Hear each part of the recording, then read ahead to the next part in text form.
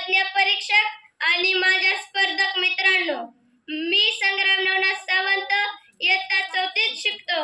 माझ्या शाळेचे नाव जिल्हा परिषद प्राथमिक शाळा गायकवाडी अरण. मी आपणा समोर एक साहस कथा सादर करणार आहे, जी धाडस, शौर्य आणि देशप्रेमाचे एक उत्तम उदाहरण आहे. ही कथा आहे कोंडाजी फर्जंद या धाडसी मराठा मावळ्याची.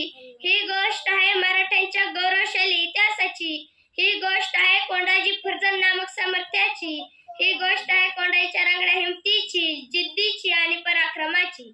अनेक दुर्ग मुलूक गड स्वराज्याला मिळाले, पण काही गड मुलूक स्वराज्यात नसल्याची खंत महाराजांना वाटत होती. ही खंत त्यांनी अनेक वेळा आपल्या सवंगड्यांना बोलून दाखवली. अनेक महत्वाचे गड मुलूक घेण्यासाठी मावळ्यांनी आपल्या प्राणाची बाजी लावली. त्यासाठी कोंडाजीनेही अनेक पराक्रम केले. त्यातील शेवटचा पराक्रम म्हणजे जंजिरा.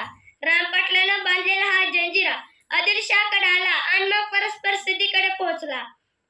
सिद्धी म्हणजे माजूर झालेला. जंजिराला बेलाग संरक्षण दर्याचं. तिथं शिवाजी महाराजांनी कैक वेळा प्रयत्न केला. जिथं शिवराय तिथं विजय, पण जंजिरा त्यांना अपवाद ठरला. कारण त्याच्या भोवती असलेली रोह्याची खाडी, दलदलीचा प्रदेश, समुद्राचं बेलाग संरक्षण. हापशी सिद्धी जंजिरातून बाहेर पडायचे, तटावरच्या गावातल्या बायकांना पाठवायचे, आक्रोश किंकाळ समुद्रात सोडायचे, माणसांना पकडायचे, त्यांचे नाक कान कापायचे. रक्ताळायचा दर्या, रक्ताळायचा दर्या.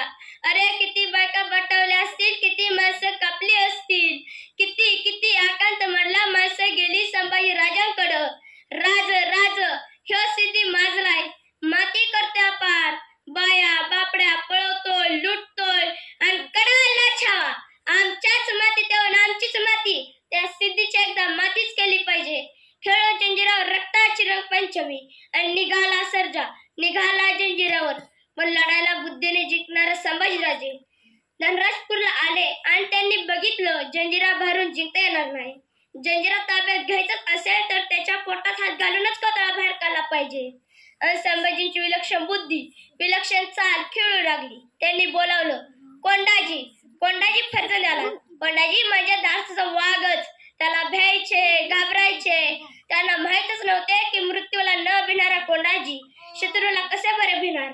तेजदार, स्वामिनिष्ठ, तलवारीच्या धारी इतकाच गणिमकावतही माहेर असलेला कोंडाजी. संभाजी महाराजांनी कोंडाजीच्या कानात आपला डाव सांगितला आणि कोंडाजी निघाला आपल्या काही सोबत्यासह, निघाला जंजिरावर.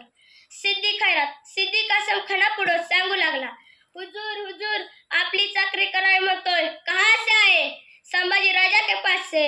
अरे मराठे तर फुटत नाहीत, मरतील पण फुटत नाहीत. तू कसा आलास? हुजूर तुमच्या तावडीतून संभाजीराजे वाचणार आहेत का? त्या संभाजीराजांबरोबर मरण्यापेक्षा तुमच्या बरोबर जगलेलं काय वाईट, म्हणून आलो हुजूर, द्या चाकरी. सिद्दी खैरात खानानं कोंडाजीला चाकरी दिली. कोंडाजीने आपला तेथे सविस्तर थाटला आणि कुटुंब काबिल्यासह सिद्धीची सेवा करू लागला. पण उरात सर वेगळीच होती, काचा डाव वेगळाच होता. आपल्या धन्याने दिलेला डाव, आपल्या धन्याने दिलेला शब्द, बस. कोंडाजीची नजर जंजिरावर फिरू लागली. हात जंजिराच्या पोटात फिरू लागला. डाव असा की जंजिरावर असणार दारुगोळ्याची क्वार्टर सोडून द्यायची. असा धमाका करायचा की जंजिरा डळमळला पाहिजे, दर्यात विसर्जित झाला पाहिजे. कोंडाजीने दारुगोळा क्वार्टर हेरली. सगळ्या सोबत्यांना डाव सांगितला. दिवस ठरला, वेळही ठरली. दारुगोळ्याच्या क्वार्टराबाहेर सुरुंग पेरले. इकडे वाट पेटवायची आणि तटबंदीवरून तरावर उड्या मारायच्या. योजनेप्रमाणे सर्व काही ठरलं. आता शेवटचा हात फिरवायचा, बस. वाट पेटवण्यासाठी कोंडाजी घरातून गडबडीने निघाला. तेव्हा त्याची बायको म्हणाली, थांबा थांबा, मी पण येते. वेळ वाया घालवायची नव्हती. एक चूक सुद्धा मागात पडणार होती.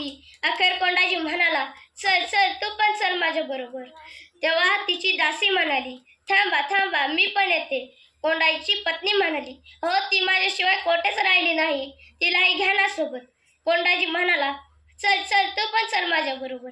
तेव्हा कोंडाजीची दासी म्हणाली, थांबा थांबा थांबा थांबा, माझे कपडे घेऊन मी लगेच येते. दासी जी कपडे घ्यायला गेली ती सिद्धीला बरोबर घेऊनच आली. कोंडाजीचे हात दारुगोळ्याला लागण्याआधीच कलम करण्यात आले, तोफेला बांधण्यात आले आणि नगरखान्याचे तुकडे तुकडे उडवले. त्यांचे साथीदार सापडले. त्यांची मस्तक चटली गेली, मराठे कापले गेले. अरे ज्या धडाक्याची वाट संभाजीराजे पाहत होते त्याऐवजी कोंडाईच्या शरीराच्या छिंदड्या छिंदड्या करणारा आवाज संभाजींच्या कानावर पडला. तेव्हा ते खूप हळहळले आणि म्हणाले, धन्य तो कोंडाजी, धन्य त्याचे शौर्य आणि धन्य धन्य त्याचे बलिदान. धन्यवाद.